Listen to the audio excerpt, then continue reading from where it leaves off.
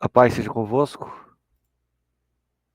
Sejam bem-vindos aqui ao canal Arte de Pregar, né? Estamos aqui com a continuidade da Bíblia de Estudo, a qual a gente está lendo com ali comentários do Jimmy Swaggart. Essa Bíblia de Estudo aqui, vou tentar mostrar aqui na câmera.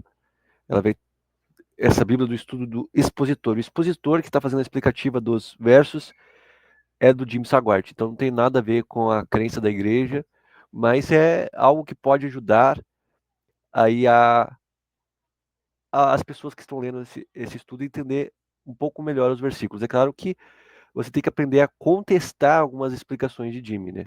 Você vai aceitar tudo que ele está falando ali, você tem que ir de fato a fundo.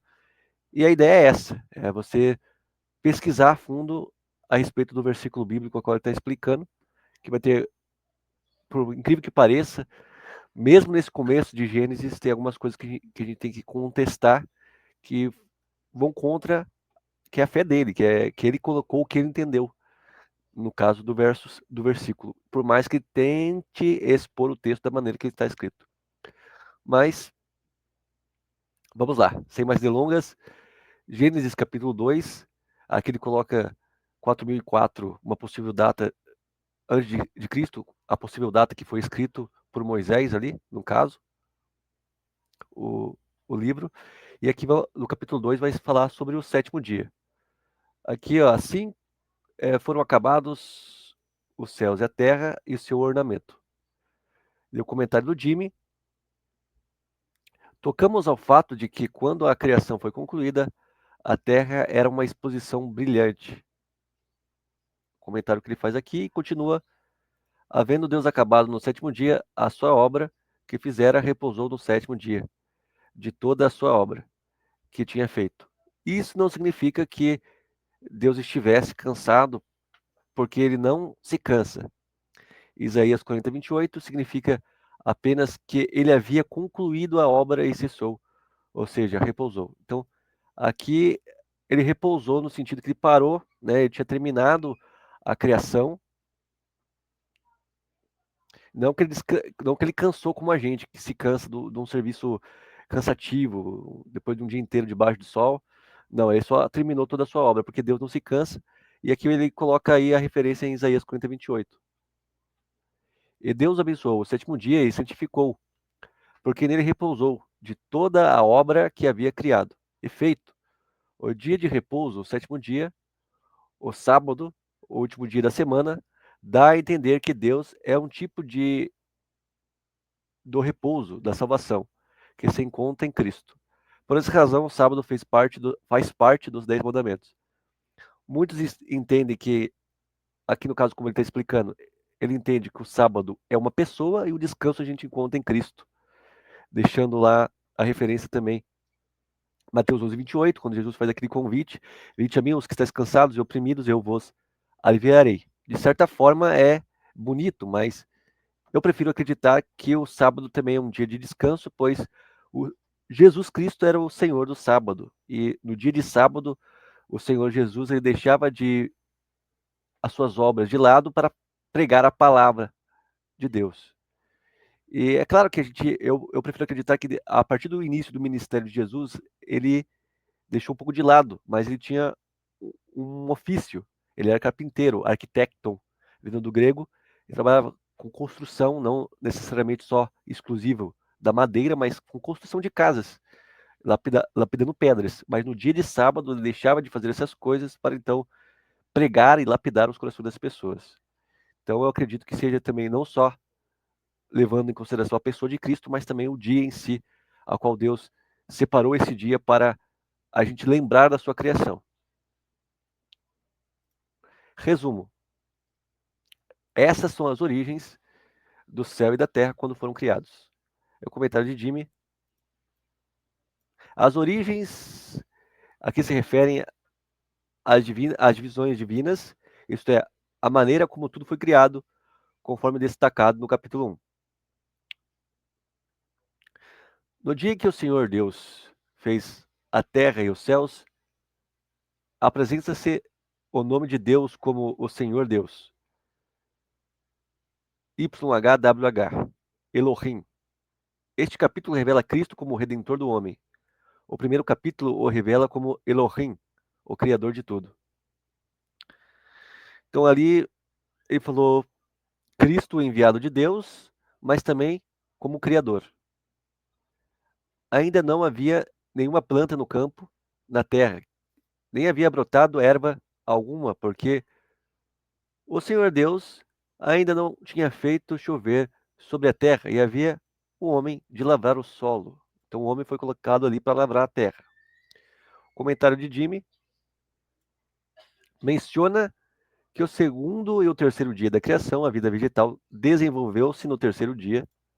Parece que Deus fez chover sobre a terra nesse dia, permitindo que a terra produzisse ervas que davam sementes e árvores frutíferas segundo a sua espécie.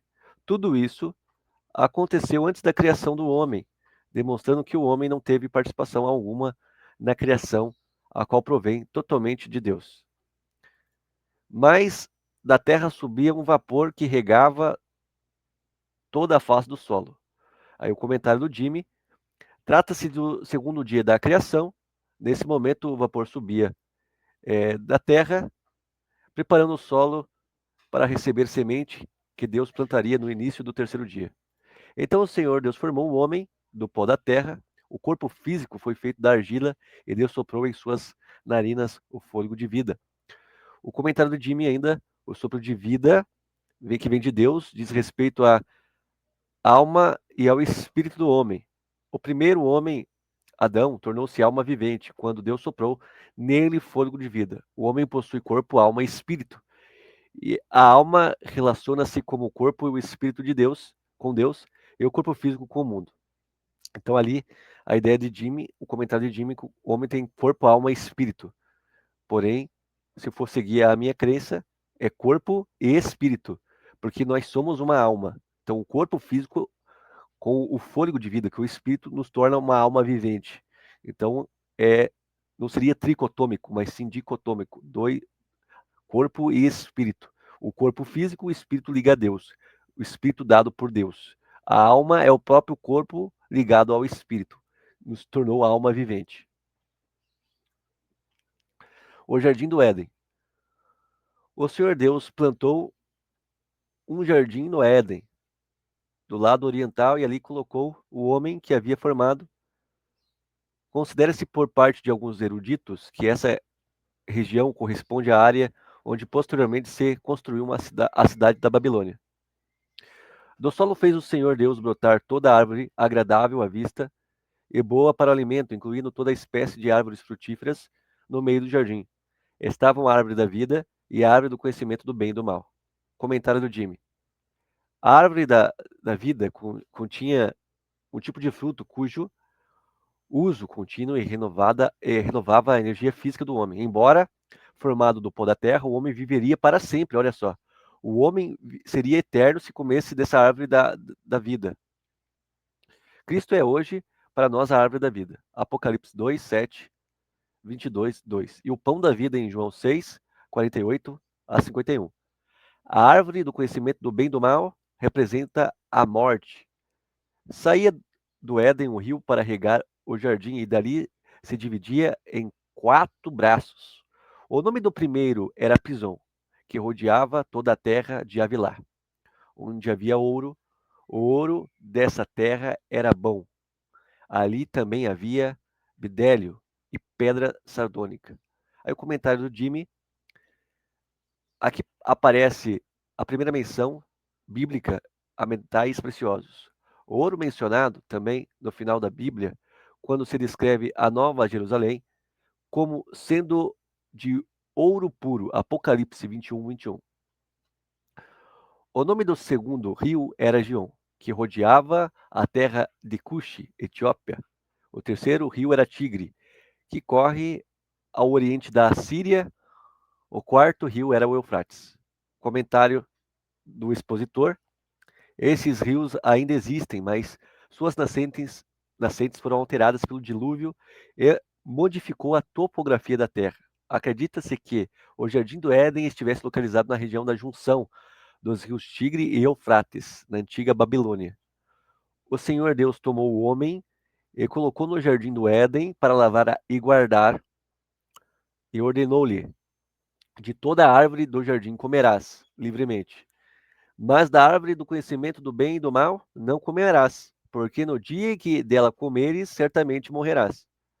Comentário do Jimmy. A morte mencionada aqui é espiritual, ou seja, a separação de Deus não foi a árvore em si que causou a queda, mas a desobediência à palavra de Deus. A morte espiritual trouxe como consequência a morte física, enchendo o mundo de sofrimento. A provisão de Deus para o homem.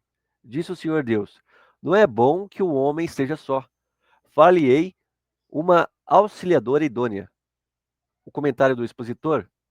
Isso não significa que Deus teve essa ideia de última hora. Os planos de Deus nunca foram incompletos. Havendo o Senhor Deus formado da terra todos os animais do campo e todas as aves dos céus, trouxe-os a Adão para ver como eles o chamaria. Adão deu nome a todos os seres viventes conforme suas características. O expositor comenta: isso demonstra a incrível inteligência de Adão, que possuía pleno domínio da linguagem. Ele teve o melhor professor que o homem já teve, o próprio Senhor Deus. Então o Senhor Deus fez cair um sono profundo em Adão. Enquanto este dormia, tomou-lhe um dos lados e fechou a carne em seu lugar. Do lado que o Senhor Deus tomou do homem, formou uma mulher e a trouxe a Adão.